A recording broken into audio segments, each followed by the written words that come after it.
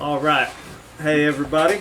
This is Zach back with Learn AI with Me, episode 2. If you stumbled on this channel, you were probably searching for somebody else and accidentally got here. Or we are wildly successful at this point and you were watching channel 230 and wanted to see where this whole thing started. And went back to the beginning and got here to episode 2. This is us just learning in public. This is the very beginning of our journey.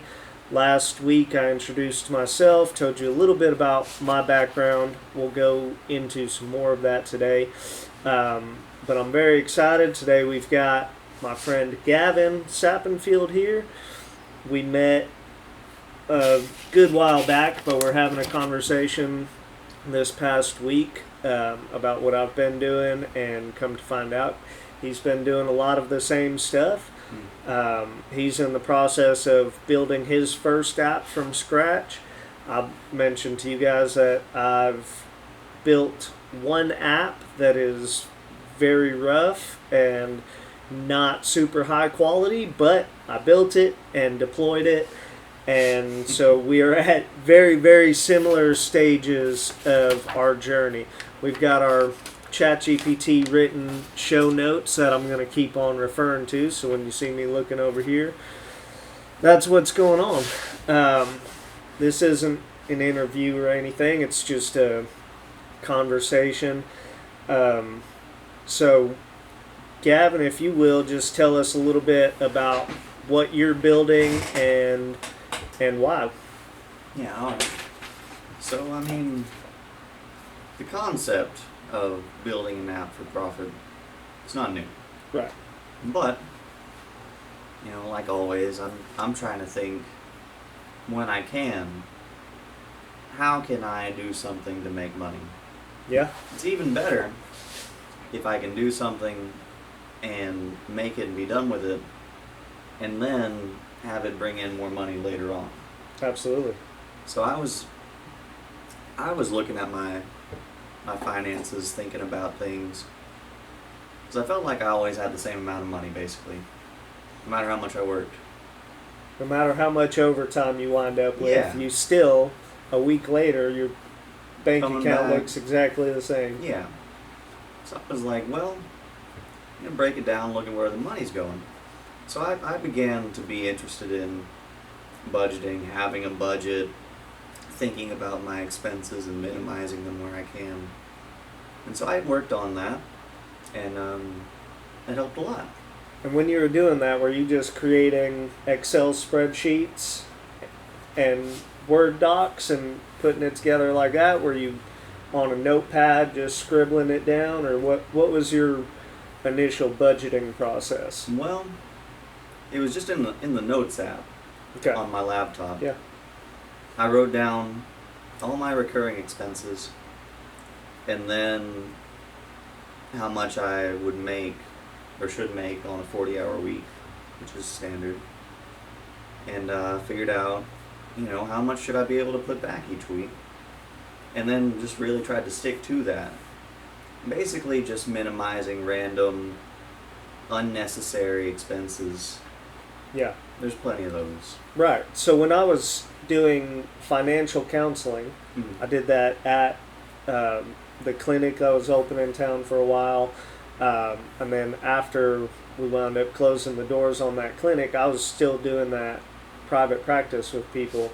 And a lot of it was virtual. A lot of it was going and doing it at people's houses and stuff like that. But that was the first thing that we wound up doing, was going through and actually writing down where all their money for the last couple weeks, the last month had actually gone. Yeah. And it's always so gut-wrenching and eye-opening when you see how much money goes to Twinkies and sodas. Yeah, how many times have you ordered Domino's? Right.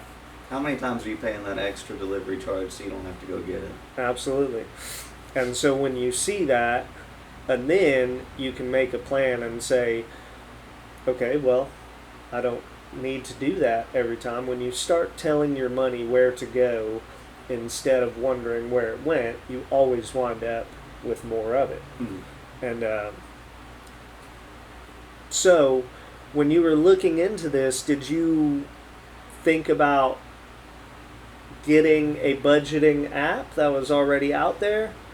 Or did you pretty much just go from doing it on your notepad to, I could create something that does this better? Well, I guess like already having finances in mind, I was thinking, I've got to need, budgeting through the Notes app is fine. And it works, and I can keep track of it. But it's not the most efficient way. Right. Like, it'd be great to have an app that you could set goals on, keep track of it, keep track of your progress. And then I began to think, well, people are lazy, me included, heck, so how can we make it as easy as possible? Yeah. Because that's what will work best in the end. Yeah, people pay for easy. Yeah. So, even better, can we make an app that automatically, hooks up to your debit card, hooks up to your credit card, whatever, and tracks your expenses for you, and then has an advisor side to it that you can talk to, tell it what your goals are, tell it your plan, what's your budget, and it'll talk back to you and basically, keep you on track.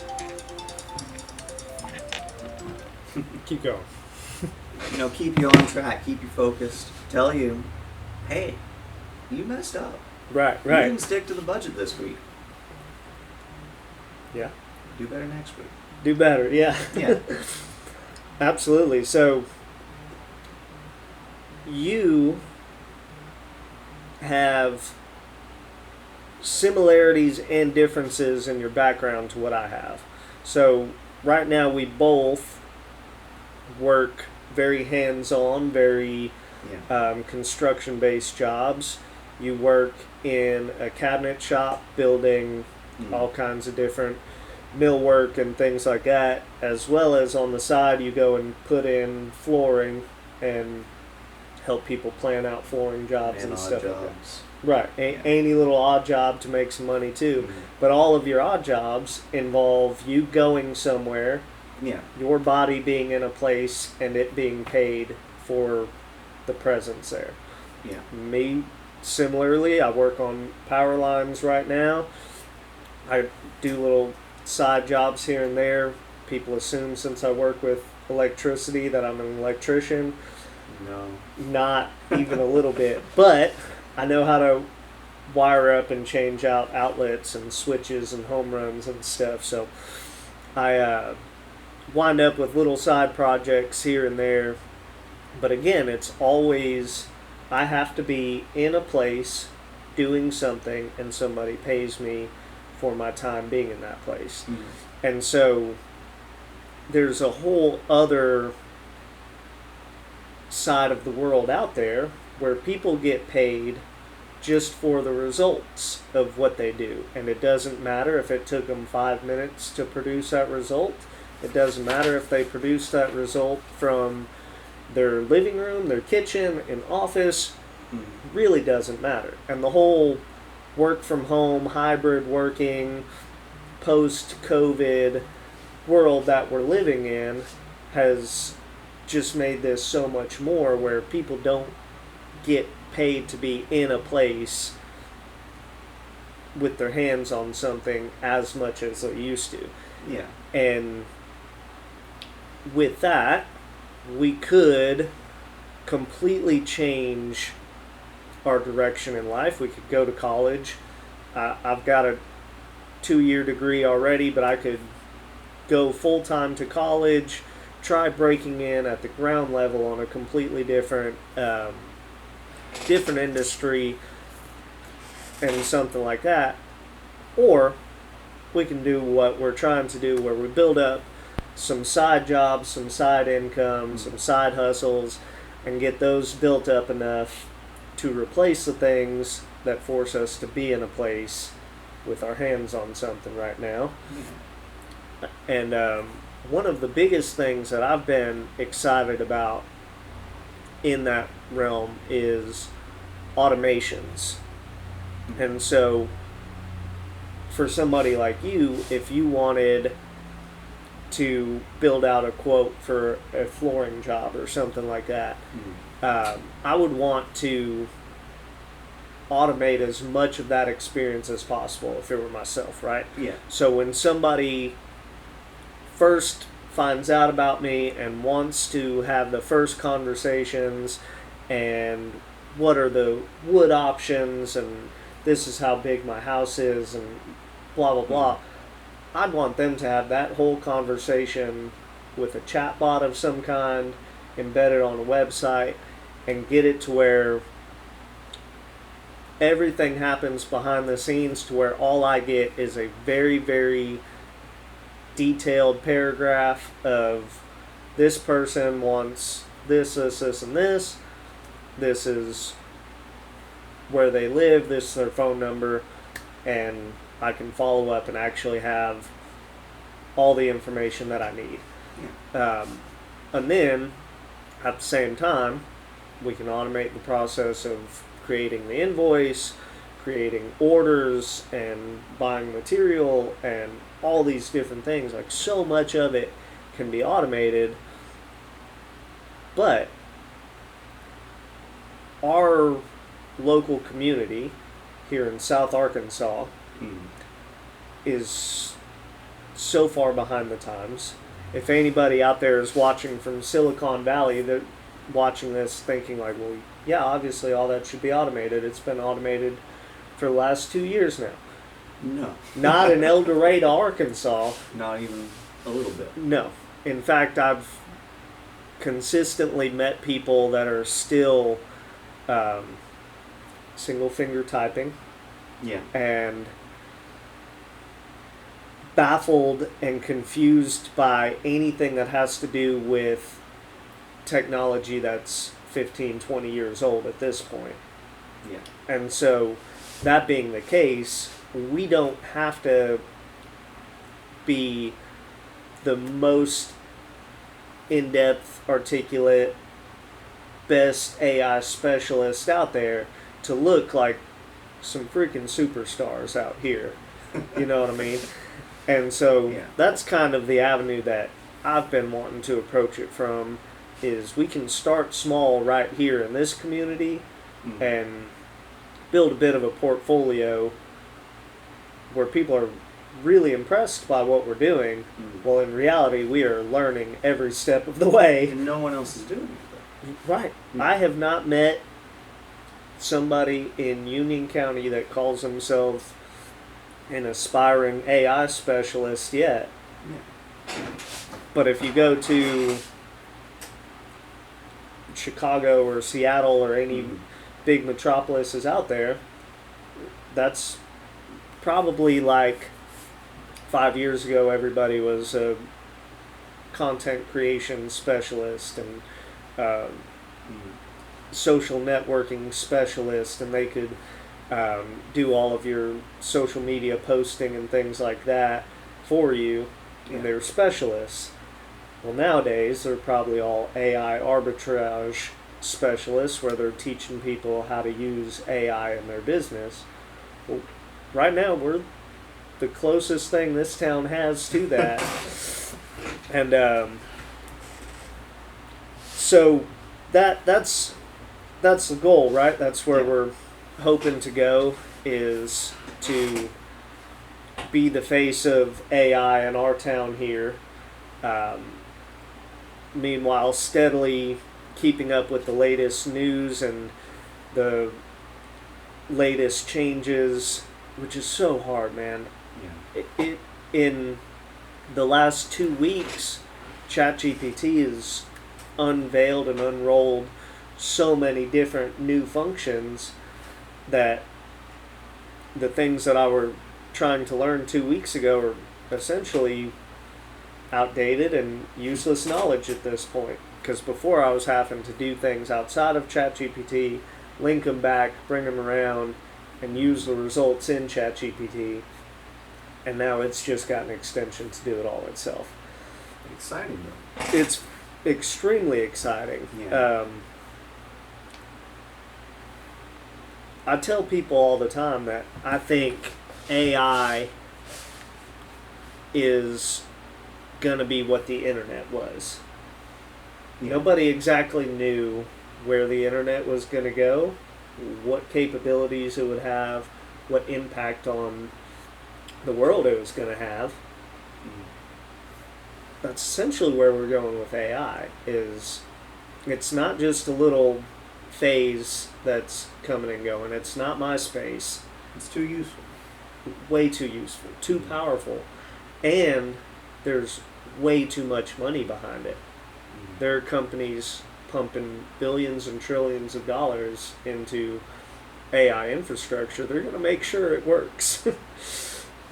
What are some worries that you have about AI going forward in the future? Like, is there anything that concerns you about it in the business landscape or the ethical landscape of things? Well, I've never been too concerned personally about it as far as my work goes, because it's unrelated. Technology basically doesn't have all that much to do with my work. Yeah. Physically, anyways. But Might make it easier here and there Yeah. in certain ways, but it's not going to replace. my girlfriend, going to college for a studio art degree, is always a little bit worried about it because of the art that AI can make very quickly. And it's Every week it's. even better the past few months. Yeah. It's almost on a similar level as to what a talented human artist can make. Yeah. Yeah. There have been several where it'll show side by side an AI generated piece of art and a hand created piece of art, and people have a hard time telling them apart a lot of times, and it's even getting into video creation at this point, and that's again just within the last month or so of being able to fully create just from a prompt a very realistic video that's hard to tell from studio quality. Now they're limited to 8 or 12 seconds or something like that at this point, but by the time anybody's watching this, that probably won't be the case. Like, in school, in college, classmates used AI a lot to do their assignments, or help with their assignments. I never got... Now, do a lot of them... It's probably some of both. Some use it to do their assignments, some use it to help with their assignments. Yes. I never messed with it much until recently. And, like, yeah, you can go and just get all the answers through AI. Honestly, though, that's not new. You can Google the answers anyways. Yep. SparkNotes has been around for a long time. Yeah, so, like, you can cheat with it. You can use it. But you can also talk to it and have it explain concepts to you that you're learning Absolutely, yeah. in a way that you can understand. And there's nothing wrong with that. That's a really good point. Yeah, it's... When I sub at the local school, we see our local school again is kind of behind the times on a lot of things, Oh, yeah. but we see teachers constantly having to battle whether this assignment was just completely done by AI or if the student actually put any effort into it whatsoever. But like you said, that's not new at all. It's just a different avenue that teachers need to navigate and figure out. And again, that's a great place for guys like us is to be able to come in and put things in place that help teachers navigate. Look, your students will have access to this stuff. Yeah. Let's figure out how to utilize it in good, responsible ways and teach them that. Did AI write the answer? Did their older brother write the answer? Yeah. Yeah, when I Talk to the kid. If they understand their answer, then the point you were trying to get them to was achieved anyway. So. Absolutely. Yeah, I was in middle school and high school. A lot of times I always kind of had a bit of a hustle mentality and trying to earn a buck here and there. So I would do assignments for people for a few bucks here and there, and if they ever had to discuss their work, they'd be completely lost because they never touched it. Same exact thing with ChatGPT. If they do the work, and now here's the other thing, is autocorrect, we know, has made people's ability to spell over the years rapidly decline and drop, right? I've got it completely turned off on all my things. Okay. Now, rather than not having to know how to spell a word, we're to the point where I can brain dump my thoughts onto a piece of paper and tell ChatGPT, turn this into a well-organized, well-written essay. Now, again, it's all my thoughts, it's all my ideas, it's all my intellectual concepts and properties, but I don't have the skills of putting together sentences, paragraphs, and pages. But at the same time, do we need those? People have been mad at computers for a long time because kids don't know how to write anymore. Well, if they never need to write in their adult lives, does it really matter whether they know how to write or not? If they know how to type, Yeah. I don't necessarily know where the lines in that are. Yeah. I mean, personally, I like writing. I like creative writing, literature. If someone hates it, though, and hates writing, they don't have to do it. Yeah. So for me, I've had a fiction book idea in mind for a long time. I'm not a writer. I've sat down and tried to start putting it on paper, and I get a couple pages in and realize I'm not following the right thread. It's difficult. Right.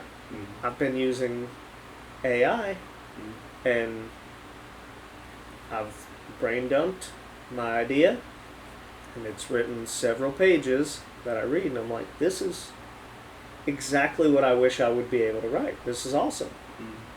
It's still my idea. And I think the future is going to look like people have to be creative to succeed, right?